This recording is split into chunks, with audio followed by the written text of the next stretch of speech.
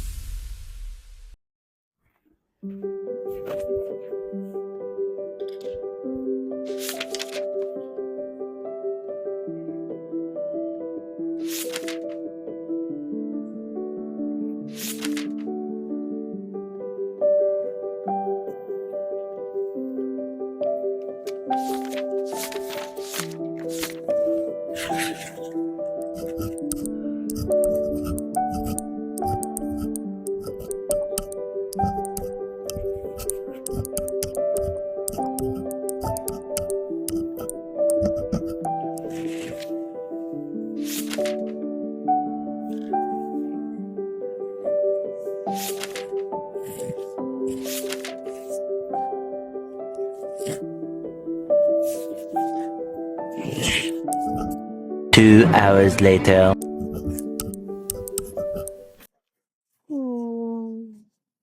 Banyak ni buku. Kesal nak kau.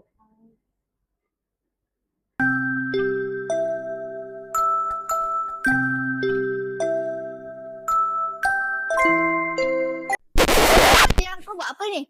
Buat nilam lah. Wow, banyaknya buku kau baca. Yelah dah lah susah nak rekod nilam. Kau nak tahu something tak? Sekejap. What? Ha? Later that same evening. Ya, jom kita tengok video ni sama-sama.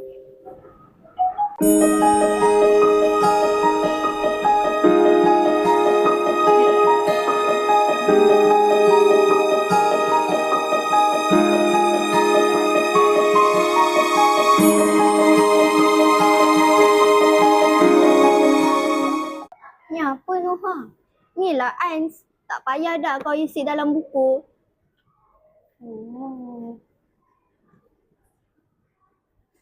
Ada satu lagi rahsia. Sekejap. What? Much later. Tada, ni lah rahsianya. Yang ni boleh isi Ains, yang ni pun boleh isi Ains. Oh, lepas ni mudah lah kerja aku. Betul. Ya, cuba kau cuba. Terima kasih Nuha. The next day. Wah, tingginya rekod Ais Kak Fatia. Banyaknya dia baca buku. Aku teringin nak jadi macam dia. Later that same evening.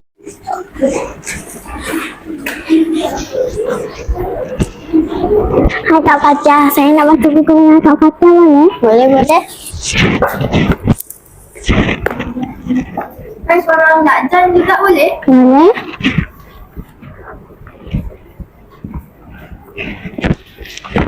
Korang tengah buat apa?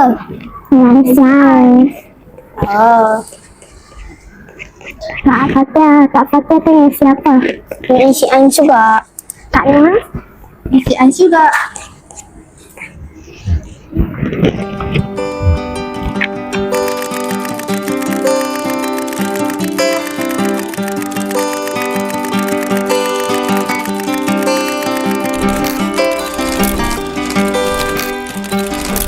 Many months later.